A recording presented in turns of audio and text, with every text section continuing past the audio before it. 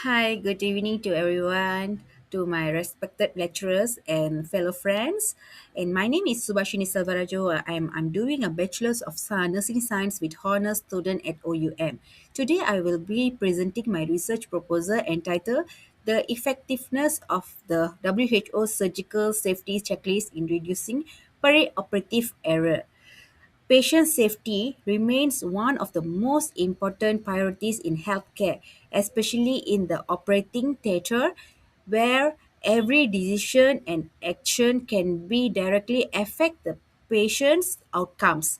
My research aims to determine whether compliance with the WHO surgical safety checklist helps to reduce perioperative errors and improve patient safety. The introduction, patient safety component of quality healthcare. Every surgical procedure carries potential risks, including wrong side surgery, retained surgical instrument, medications error, and communication failure among the surgical teams. To address these kind of issues, the WHO introduced the WHO Surgical Safety Checklist in 2008. The checklist consists of standardized safety procedure performed before, during, and after the surgery to ensure that all the members of the surgical team communicate effectively and verify important of patient information. Excuse. Operating theatre nurses play a critical roles in coordinating and ensure that the checklist is complete correctly. These studies focus on evaluating whether better compliance with the checklist contributes to reduce perioperative errors. The background. Although the WHO safety checklist has been adopted by many hospitals in worldwide, perioperative errors still occur. Checklist has three main component phase. First is the sign in, is a before anesthesia begins, time out immediately before skin incision, and sign out before the patient leave the operation theatre. So each phase ensure that the patient identifies surgical site, procedure, equipments, and communication among the team members are verified. Previous studies has shown that the proper checklist implementation improves teamwork, reduce to prevent complications and enhance patient safety. However, compliance varies between hospital and the among healthcare professionals. Problem statement. Despite having a standardized checklist, compliance remains inconsistent. Several factors contribute to these issues, including like a heavy workload, shortage, emergency procedures, time pressure, and inadequate communication. Some healthcare professionals may also view the checklist as an administrative task rather than a patient safety tools. In Malaysia, there are relatively few studies evaluating checklist compliance among operating theatre nurses. Therefore, more local evidence is needed to determine whether compliance is associated with a fewer perioperative error. Research questions. So this study seeks to answer four research questions. First is, what is the level of the compliance with the WHO surgical safety checklist among the operating theatre nurse? The second one, what type of perioperative errors occur most frequently? The third one, is there any significant relationship between the checklist compliance and perioperative error? The finally, does improved checklist compliance contribute to better patient safety? So these questions guide the directions of the study. Objective. So the general objective of this research is to determine the effectiveness of the WHO safety surgical safety checklist in reducing perioperative error. The specific objectives are to assess the level of compliance among the perioperative nurses, to identify the types of perioperative errors, to determine the relationship between checklist compliance and perioperative errors, to evaluate the contribution of checklist compliant to patient safety. These are the objectives are aligned with the research questions.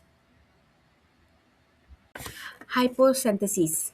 The study proposed got two hypotheses. One is the null hypothesis of HO states that there is no significant relationship shown between compliance with the WHO surgical safety checklist and perioperative error. The another one is the alternative hypothesis of H1 states that 3 is a significant relationship between checklist compliance and also perioperative error. So, this statistical analysis will determine whether the null hypothesis should be accepted or rejected. So, slide 8 is a literature review. Previous research consistently demonstrate the checklist compliance strengthens communication among the surgeons, anesthetists, nurses, and other healthcare professionals. This is to improve communication leads to become better teamwork and fewer misunderstandings. When communications improve, perioperative errors will be decreased. As a result, patient safety improve, surgical complications are reduced, and overall quality of care will be increased. These findings support the rationale for conducting these studies. Slide number 9, conceptual framework. This conceptual framework explain the relationship between the study variables. So the independence variables is compliant with the WHO surgical safety checklist. Higher compliance will promote better communication among the surgical team members. So it will improve communications and reduce the perioperative errors to occur.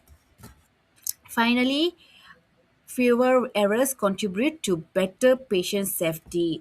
This framework serves as the foundations of this study. Slide number 10 is methodology. So, this study uses a quantitative sectional research design. So, the data will be collected at the point in time using a structured questionnaire. A quantitative approach allows numerical measurement of checklist compliance and perioperative error. The questionnaire will be distributed to operating theatre nurses, surgeons, and anesthetists. Collecting data will be analyzed using SPSS software. So these are the methodology I'm using to collect the data. Slide 11, population and sample.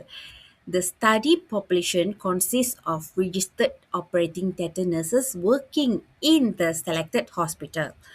Convenience sampling will be used because participants are readily available during the data collection period. So the nurses is ready to do a WHO surgical safety checklist. The estimate sample is between 66 to 72 participants. That means one day will be average around 5 to 10 or 3 to 6. It depends on the cases also anyhow.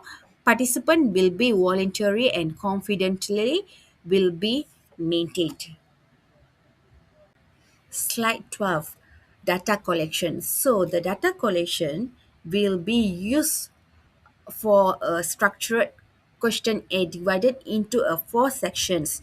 So the section 1 is collects demographic information. Demographic information is such as age, gender, educational background, and working experience. Meanwhile, the section 2 will measure the compliance with the WHO surgical safety checklist. And the third one will be evaluate perioperative errors. All the errors will evaluate through these sections. And before the main study, a pilot study will be conducted to assess the questionnaire reliability and also clarity. Necessary improvement will be made based on the pilot study. Slide 13, data analysis. So the collected data will be analyzed using SPSS. Descriptive statistics will summarize participant characteristics and studies variables. So the chi-square test will determine associations between the categorical variables. The person correlation test will be evaluate the strength of the relationship between the checklist compliance and perioperative errors. A p-value of less than 0.05 will be considered statistically significant. Slide 14, significant. Significant of the study. So this research is expected to benefit several groups. For the patient, is promote a safer surgical care and reduce preventable complication and prevent from the wrong side surgery.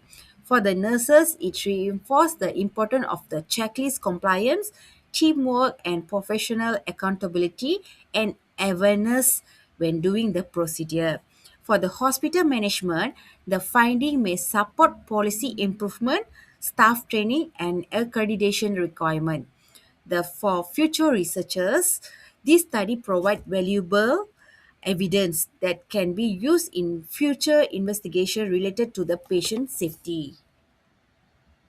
So the overall conclusion is in this study aims to determine whether the compliance with the WHO surgical safety checklist is effectively in reducing perioperative error. If the checklist compliance is improved, communication among the healthcare professional is strengthened, errors are reduced, and the patients is enhanced. Patient safety is enhanced. The finding of this research may contribute to continuous quality improvement in perioperative practice and make more safer practice. Thank you very much for your kind attention and valuable time. I sincerely appreciate the opportunity to present my research proposal today, and I now welcome any questions, comments, or suggestions from the lecturers and audience. Thank you so much.